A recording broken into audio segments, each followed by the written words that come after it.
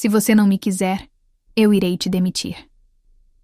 Aquelas palavras pairaram no ar da sala dele, frias e pesadas como uma sentença. A voz de Uriel era suave, quase um sussurro, o que a tornava ainda mais assustadora. Ele estava de pé, bloqueando a porta do seu escritório, com um sorriso presunçoso no rosto que me dava vontade de vomitar.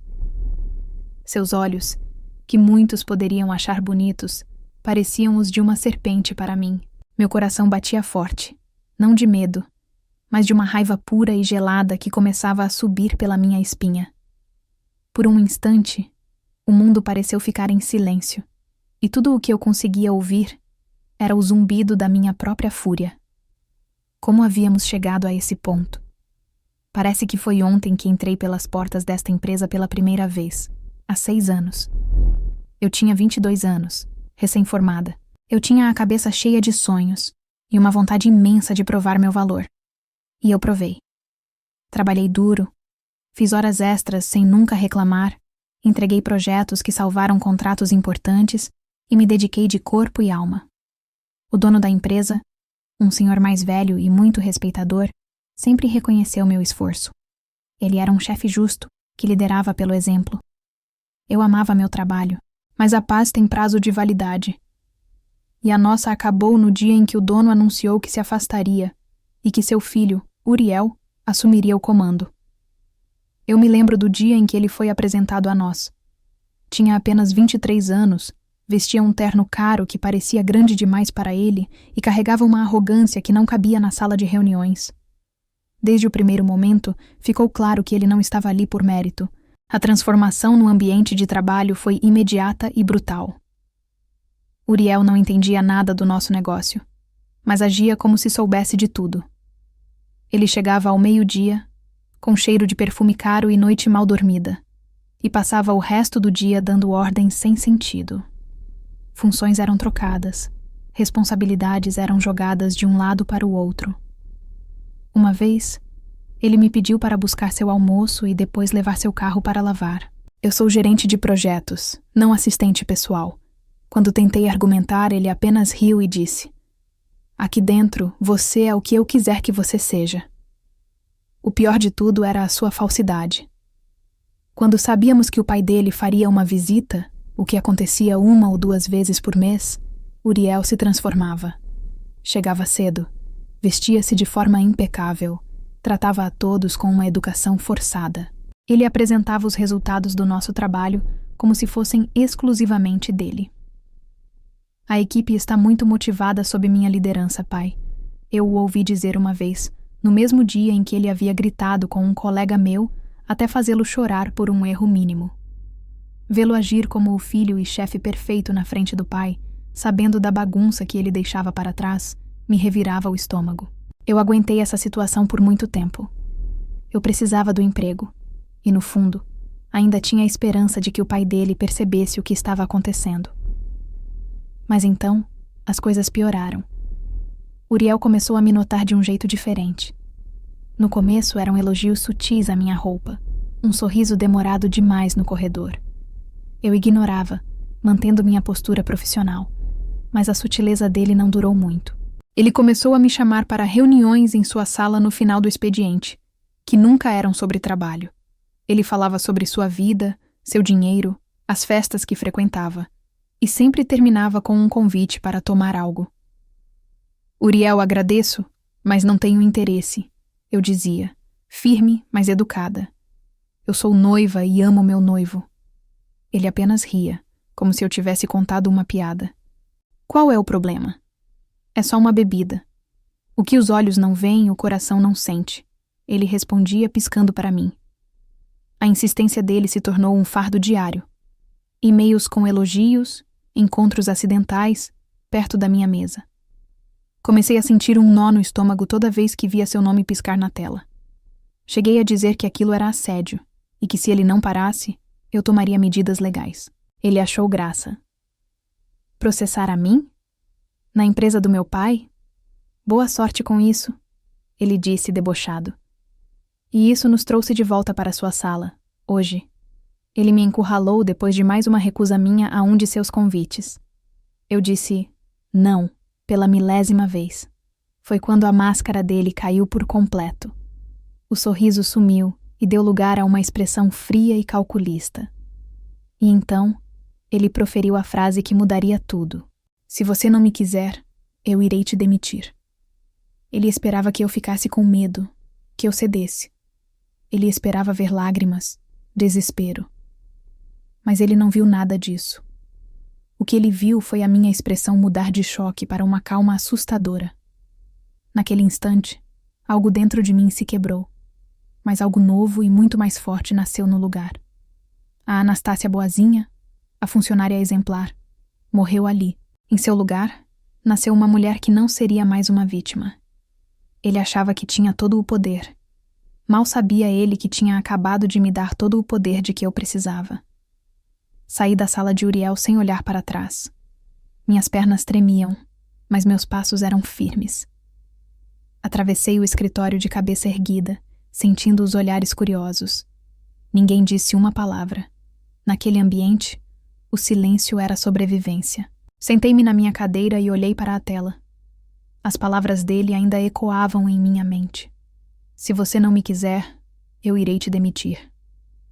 A ameaça era clara. A chantagem era nojenta. Mas o medo que ele esperava provocar em mim havia sido substituído por uma clareza fria e cortante. Ele havia declarado guerra, e eu não era mulher de fugir de uma briga. Passei o resto do dia no piloto automático. Por fora, eu era a mesma Anastácia de sempre. Por dentro, uma tempestade se formava. Cada e-mail que eu enviava, cada planilha que eu preenchia, era feito com uma nova determinação. Eu não estava mais trabalhando para a empresa. Eu estava trabalhando para mim, para o meu futuro e para a minha dignidade. Cheguei em casa naquela noite e meu noivo, Heitor, percebeu na hora que algo estava errado. "O que aconteceu, meu amor?" Ele perguntou, sua voz cheia de preocupação. Eu desabei. Não com lágrimas, mas com palavras. Contei tudo. Sobre os meses de assédio, as recusas, a perseguição e, finalmente, sobre a ameaça que ele havia feito naquela tarde. Vi o rosto de Heitor se transformar. A preocupação deu lugar a uma raiva contida. Seus punhos se fecharam ao lado do corpo. Ele era um homem calmo. "Amanhã eu vou com você até lá e vou ter uma conversa com esse moleque", ele disse com a voz grave. "Não", eu respondi, surpreendendo a nós dois. Isso é o que ele esperaria. Ele se faria de vítima, diria que meu noivo ciumento foi ameaçá-lo. Ele inverteria toda a história. Nós não vamos jogar o jogo dele, vamos jogar o nosso.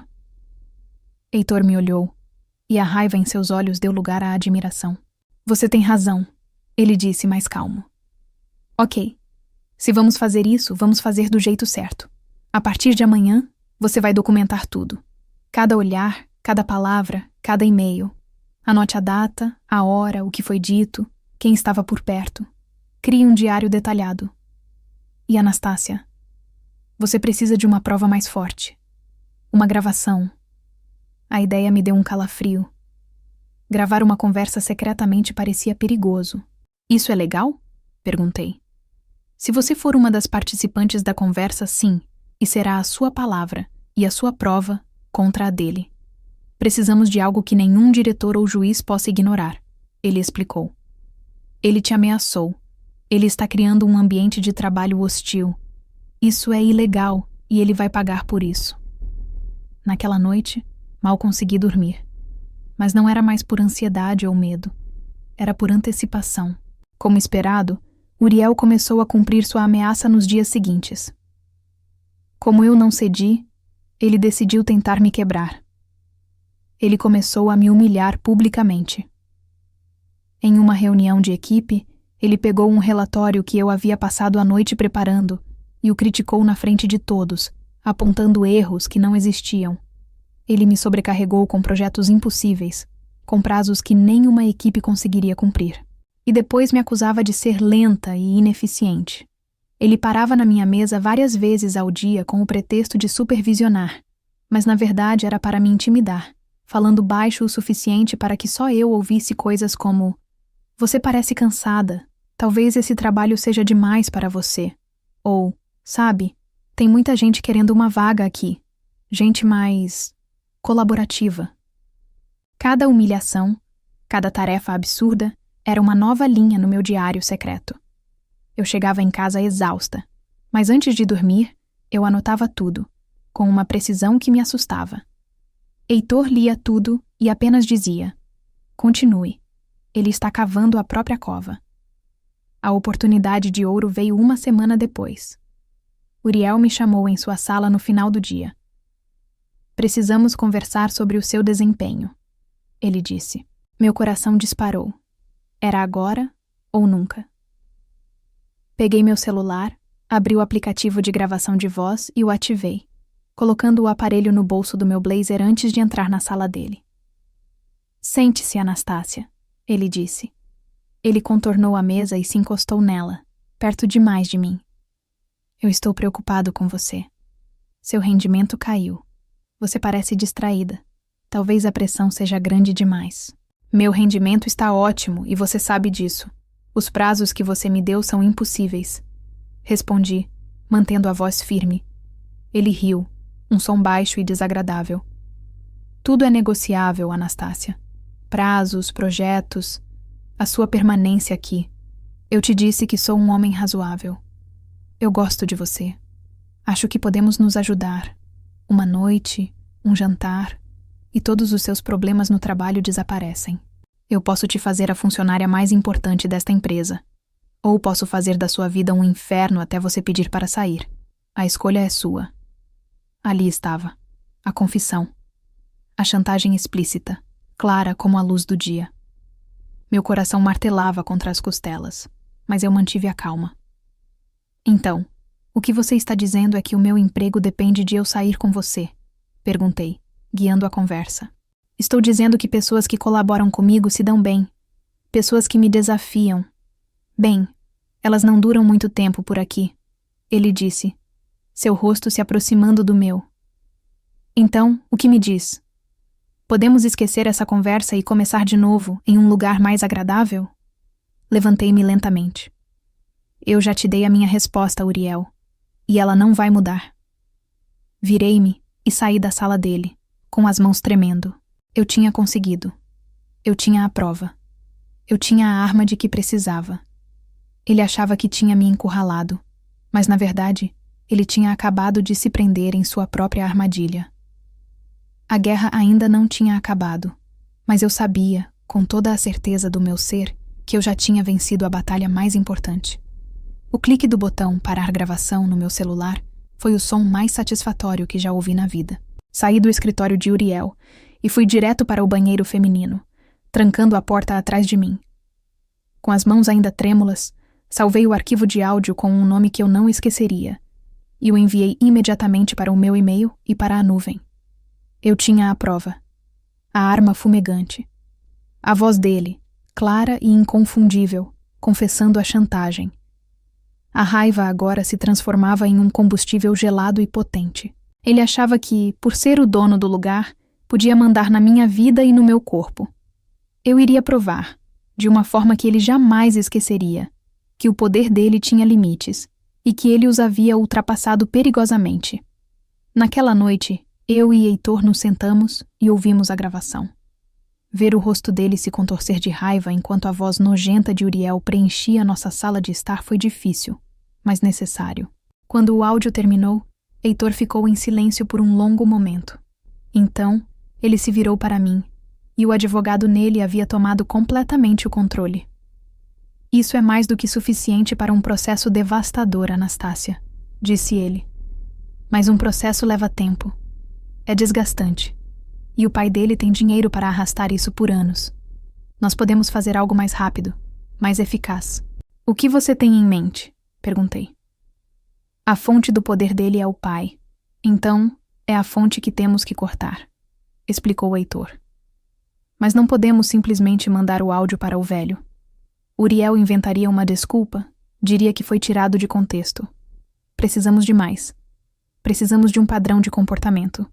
E, se possível, de vídeo. A partir daquele dia, eu me tornei uma espiã. Comecei a prestar mais atenção não apenas no que Uriel fazia comigo, mas em como ele tratava os outros. e o que vi foi um desfile de abusos. Ele humilhava os mais jovens, roubava as ideias dos mais criativos e sobrecarregava os mais competentes. E eu estava lá, documentando tudo. Conseguir um vídeo foi o maior desafio. Mas a arrogância de Uriel foi, mais uma vez, sua própria ruína. Ele tinha o hábito de gritar com os funcionários com a porta da sua sala de vidro entreaberta, como se quisesse que todos vissem quem estava no comando. Certo dia, ele chamou uma jovem analista, uma moça tímida que estava em seu primeiro emprego. Eu sabia que ele a aterrorizava. Posicionei-me perto de uma das colunas do corredor, fingindo falar ao telefone. Deixei a câmera do meu celular ligada. Consegui gravar 30 segundos de puro terror. A voz dele era um trovão, o dedo apontado para o rosto da menina, que tremia e chorava em silêncio. Ele a chamava de incompetente por um erro que eu sabia que tinha sido dele. Foi uma cena horrível, mas era a prova visual que eu precisava. O padrão de abuso estava estabelecido. Enquanto construía meu arsenal de provas, eu também construía minha rota de fuga. Eu não tinha nenhuma intenção de continuar naquela empresa. O lugar estava manchado para mim. Todas as noites, depois de atualizar meu diário de assédio, eu atualizava meu currículo. Disparei aplicações para várias empresas, fiz entrevistas por vídeo na hora do almoço. O processo de procurar um novo emprego me deu uma sensação de controle que eu não sentia há muito tempo. 2 semanas depois, recebi a ligação. Era de uma empresa concorrente, uma das maiores do setor. Eles haviam amado meu perfil e minha experiência. A proposta era para um cargo superior ao meu atual, com um salário 30% maior. Quando desliguei o telefone, uma onda de alívio tão intensa me atingiu que precisei me sentar. Eu estava livre. Eu tinha um futuro brilhante me esperando. Essa nova segurança me deu a coragem final de que eu precisava. Eu não estava mais lutando por desespero, mas por princípio. O palco para o ato final se montou na segunda-feira seguinte. Um e-mail geral foi enviado, convocando todos para a reunião trimestral de resultados. O dono estaria presente. Meu nome estava na pauta. Eu teria 15 minutos para apresentar os resultados do projeto Impossível. Eu sorri ao ler aquilo. Era perfeito. Era poético. Ele mesmo estava me entregando o microfone. Passei a noite preparando 2 apresentações. A primeira era a oficial, cheia de gráficos e números. A segunda era a minha verdadeira obra-prima. Criei um arquivo de vídeo curto. Ele começava com uma tela preta e o áudio da minha conversa com Uriel em sua sala. Depois, entrava o vídeo dele gritando com a jovem analista, seguido por fotos de e-mails e mensagens inapropriadas que ele havia me enviado. Era um dossiê completo da sua sujeira. Salvei os 2 arquivos em um pendrive. Na manhã da reunião, vesti meu melhor terninho. Senti-me como uma guerreira vestindo sua armadura. Heitor me deu um beijo na testa antes de eu sair. Lembre-se do que conversamos. Apresente os fatos, sem emoção. E não se preocupe, eu estarei por perto, ele disse com um piscar de olhos enigmático. Eu não entendi direito o que ele quis dizer, mas não tive tempo. Entrei na sala de reuniões com o coração batendo forte, mas com a mente clara. Uriel estava na cabeceira da mesa, ao lado do pai. Ele me viu entrar e me lançou um olhar de desprezo. Mal sabia ele que seu reinado estava prestes a ter um fim espetacular. A sala de reuniões estava silenciosa, exceto pelo zumbido baixo do projetor. O pai de Uriel, o dono da empresa, sentava-se na ponta da mesa, com uma expressão de orgulho paternal. Uriel, então, anunciou meu nome com um sorriso de escárnio. E agora, Anastácia, nossa gerente de projetos, nos apresentará os detalhes do novo sistema que ela implementou, ele disse, com ênfase no ela para ser um insulto. Levantei-me e caminhei com calma até o pódio. Minhas mãos estavam firmes enquanto eu conectava meu pendrive. Senti os olhos de Uriel nas minhas costas. Em vez de abrir o arquivo da apresentação do projeto, abri a pasta que eu havia nomeado Material Complementar. Bom dia a todos, comecei. Antes de mergulharmos nos números, acredito que seja fundamental entender o ambiente de trabalho sob o qual esses resultados foram alcançados. Cliquei no play. A sala foi preenchida pela voz de Uriel. Minha gravação. Suas palavras de chantagem. A oferta nojenta. A ameaça direta. Posso fazer da sua vida um inferno até você pedir para sair.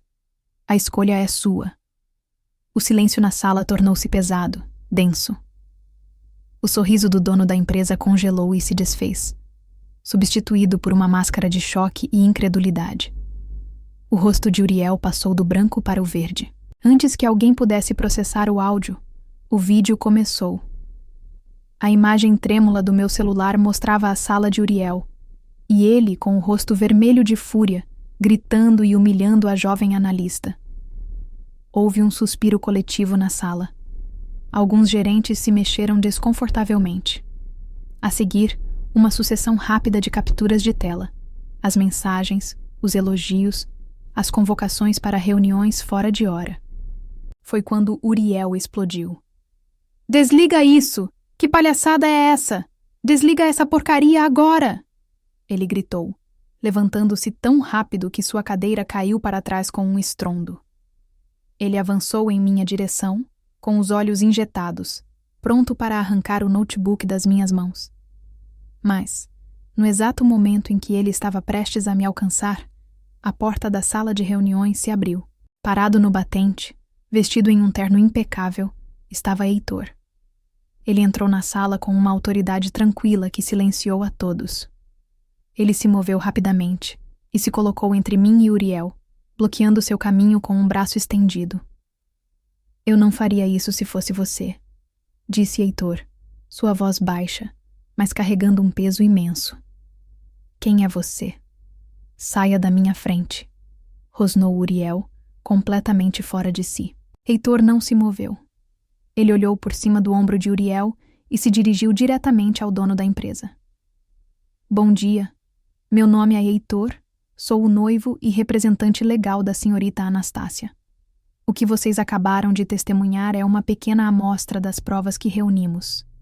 Provas de assédio, chantagem, criação de ambiente de trabalho hostil e abuso de poder. Práticas que abrem a sua empresa para um processo legal." Cada palavra de Heitor era como um golpe. O dono da empresa finalmente pareceu despertar. Sua expressão de choque deu lugar a uma fúria vulcânica, mas não era dirigida a mim ou a Heitor.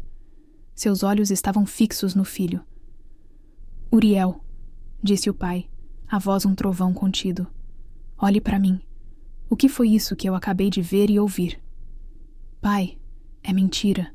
É uma armação", gaguejou Uriel, a arrogância evaporando. Mas as provas eram irrefutáveis. O pai balançou a cabeça, o rosto vermelho de vergonha e raiva. Ele se levantou. A figura antes paternal agora era a de um juiz implacável. "Silêncio", ele bradou, e Uriel se calou. "Eu te dei tudo. Uma educação, oportunidades. Eu te dei o comando da minha empresa, o trabalho da minha vida. E você faz isso? Você usa o meu nome para humilhar funcionários? Para assediar uma mulher decente?" Ele apontou um dedo trêmulo para a porta. "Você está demitido. Pegue suas coisas e saia do meu prédio. Você está fora da minha casa. Seus cartões de crédito serão bloqueados antes mesmo de você chegar ao elevador. Acabou, Uriel. Você está por sua conta." Uriel ficou ali, derrotado, o rosto pálido e manchado. Ele olhou para mim com ódio, mas também com a compreensão de que havia perdido tudo. Na sala, o silêncio era total.